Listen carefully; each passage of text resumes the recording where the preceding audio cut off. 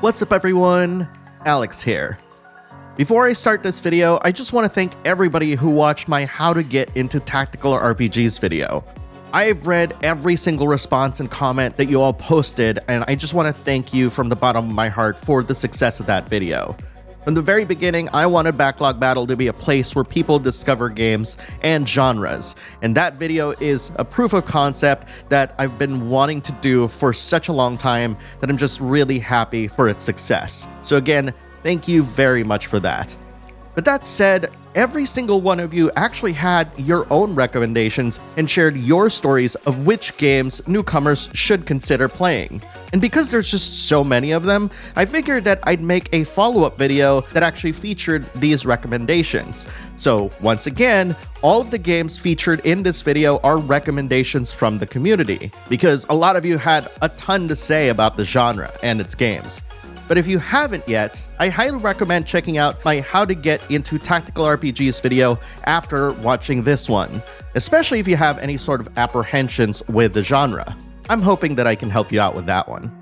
8 of the games featured here are quite easily accessible, and if you remember, that was one of the criteria that I had when posting inquiries in the community tab. That being said, we're not going to be limited to accessibility in this list, as it actually kind of avoided some classics that really are worth mentioning. So 3 of these are only available on older platforms. And to support the channel, if you do want to pick any of these games up, I have links to purchase in the pinned comment of this video, and every single purchase will help the channel out tremendously. Now, I've divided this video into 2 parts, with the first part aiming for more accessible titles, and by that I mean from both an ease of purchase and approachability standpoint, while the second part is more focused on more difficult experiences that'll test your mettle, with some other games tossed in there for folks who still have older platforms. I've provided chapter markers so that you can skip to any of these parts, so feel free to bounce around if you wish. But enough talk, let's get into the games.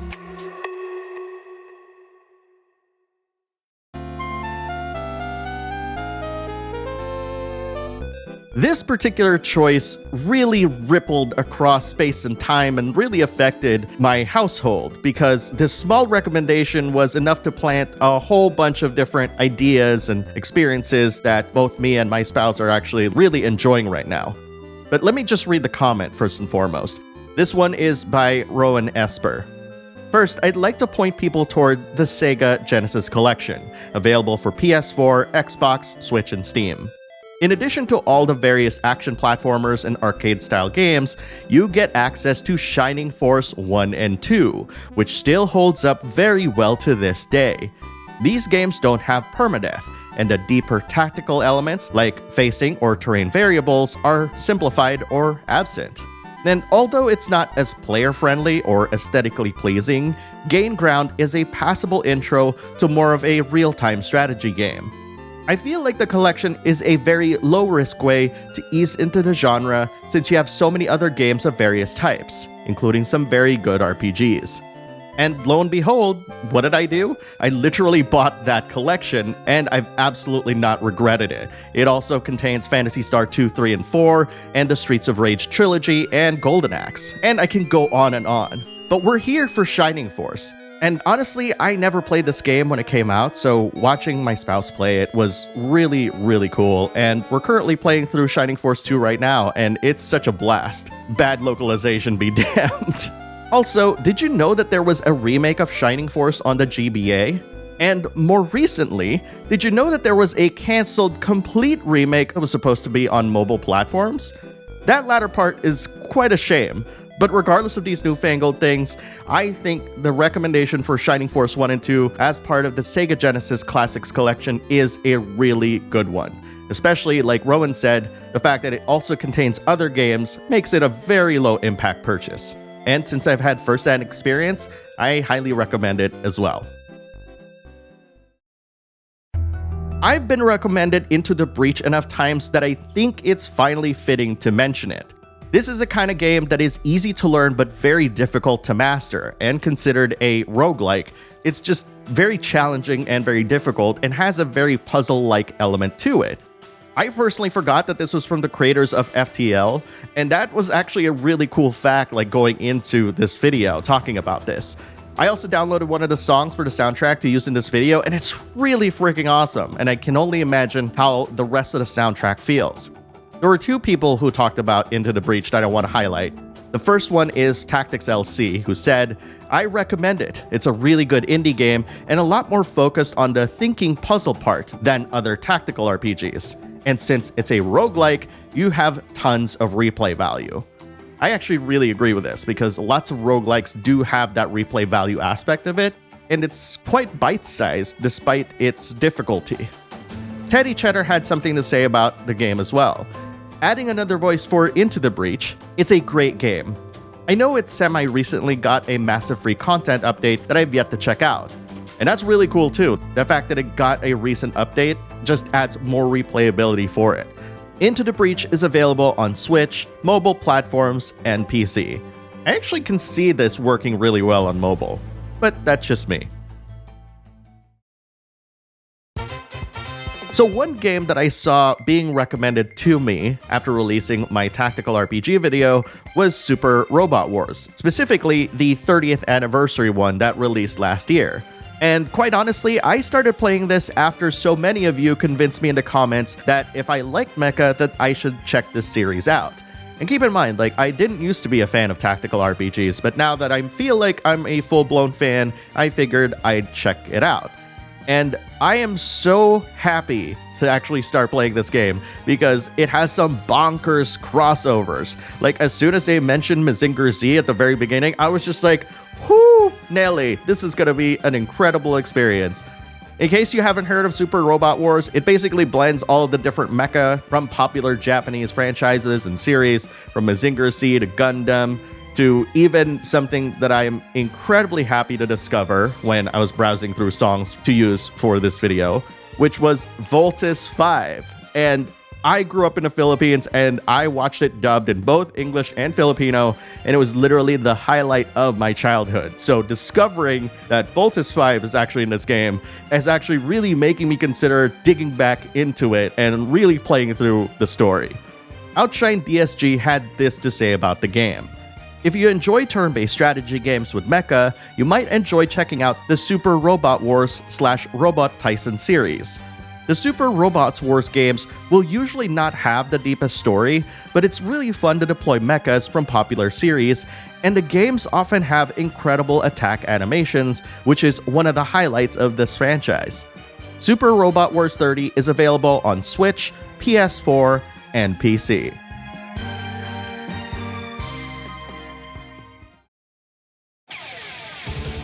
A lot of people kept bringing Langrisser I and II up on my videos for Diofield Chronicle, and I was really confused. But somehow, and I guess I forgot about it, that I actually got a key for the remake when it first came out, which was actually a few years ago.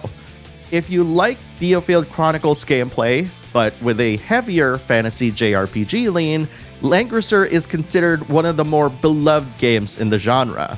And it's so unbelievable to actually see it again after all these years.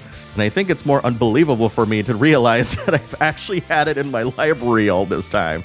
Oh, the backlog. You're becoming really, really difficult to keep track of. The remake soundtrack, I should also add, is really good as well. And honestly, it's making me want to play it. With all these good soundtracks, maybe I should make a soundtrack list video. At any rate, Langrisser I and II Remake is available on Switch, PS4, and PC. Now we're getting into the section of the video where the following recommendations are for folks who feel like that they're ready for more difficult tactical RPGs or have the means to play older titles. So let's start with an oldie but goodie.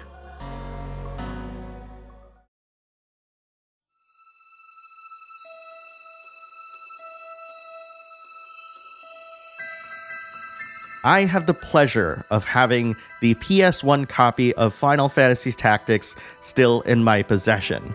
And if you've read many of the comments in my Tactical RPGs video, you know why. It is directed by Yasumi Matsuno, who is responsible for the Tactics Ogre series. Stay tuned for that one.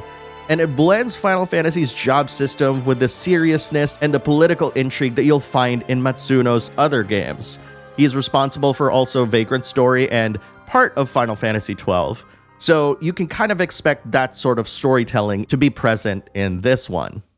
One of the main reasons why I didn't include it in the original list, despite the recommendations, is it's a bit tough to get on consoles.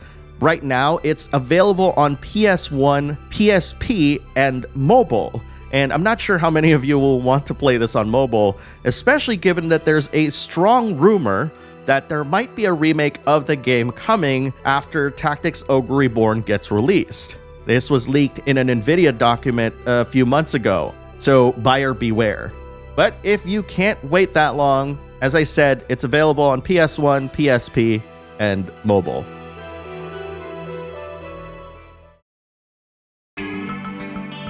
This next recommendation is arguably probably going to be just as difficult to find as Final Fantasy Tactics because it's only on DS and 3DS. And with the digital stores closing down in March 2023 for the 3DS, the only way to get these games right now is by purchasing download codes for these two games. And those games are Devil Survivor 1 and 2. If you're a huge SMT or Persona fan, these are absolute must-play games.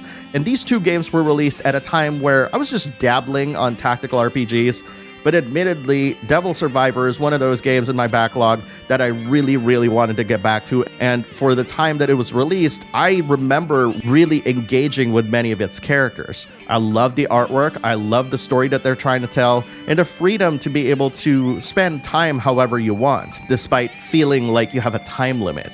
It helps that the soundtrack is really good as well.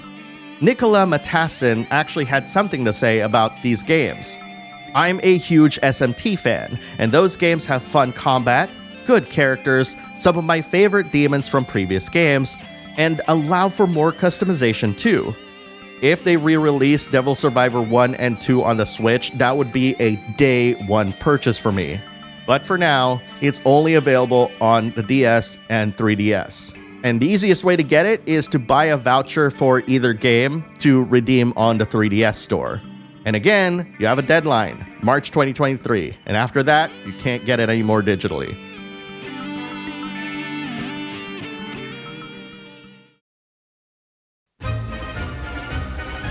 So this game, Tactics Ogre Reborn specifically, was just about to come out when I made my Tactics RPG video, and because of embargo, I couldn't really talk much about it. But now I totally can. Tactics Ogre Reborn is a very selfish game, and I mentioned this in my review repeatedly. But another way to describe it is that it's very uncompromising. So this is literally a game that you can literally spend hours in one battle to try to perfect. And that's with the chariot system having to rewind different choices and trying to make new ones as well. It's got a very deep progression system that's been completely revamped from the PSP versions and all the previous versions, and its goal is to basically make it approachable while still keeping the spirit of what made that game so popular. If you've actually seen some of the comments from my review of this game, you're already seeing people who are saying that, oh, it's boring, it's doing this, it's doing that, and that's part of its uncompromising nature. This is a very demanding game, one that will ask of you to invest so much of yourself in it that it becomes a whole different experience in and of itself. But thankfully, there are others on YouTube who can help you get into it. But you do have to spend the time to learn it and get involved. That's not a knock on the game, that's just how special this game is when compared to other tactical RPGs on this list.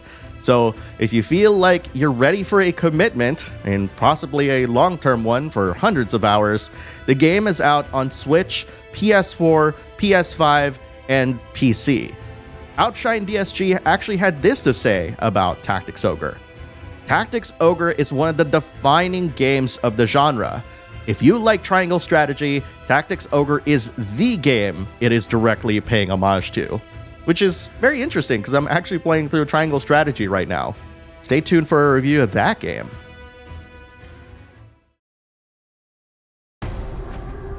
And last, but definitely not least, is XCOM. Oh boy, I have a lot to say about XCOM, but I'm gonna try to sum it up. This might be a point of contention for some people, but despite its procedurally generated characters, it's actually got a lot of elements of tactical RPGs, with deep customization and level progression, and a feeling of loss that you actually get by having your soldiers die makes you unexpectedly empathize with losing them. Yes, this has permadeath, so you gotta be really careful.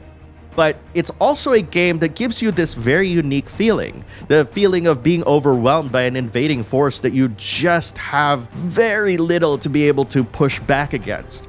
And that's pretty much one of the main reasons why XCOM became part of and won so many Game of the Year awards when it first came out. It is quite an incredible game, and I actually have 2 comments from the community about this.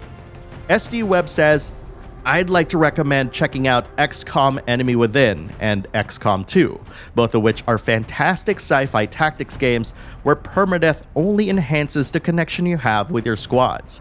Ramsika adds, XCOM is one of my favorite tactical RPGs. You will always think before you move, as the consequence of a wrong move may cost a lost unit or 2 permanently. Think of XCOM as the Dark Souls of tactical RPGs. And quite honestly, I can't disagree with that. If there was one game in the tactical RPG genre that is fitting of the moniker of Dark Souls of tactical RPGs, it would probably be XCOM. But I would probably lump Tactics Ogre Reborn right next to that too, and to some degree. The easiest way to get XCOM is through Steam right now, but I did hear that there is a mobile port of it, but I haven't checked that out. And if you have older PlayStation and Xbox platforms, specifically an Xbox 360 or a PS3, you can get it there as well.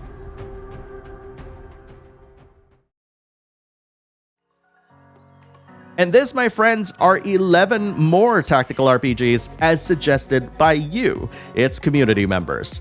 Do you have any more recommendations of tactical RPGs that you want to recommend to the community, both accessible and probably not? Post your thoughts in the comments below and let me know why you're recommending these games. And let's open up this whole world of tactical RPGs to a wider variety of people than ever before. And most of all, thank you very much for watching, and I'll see you in the next video.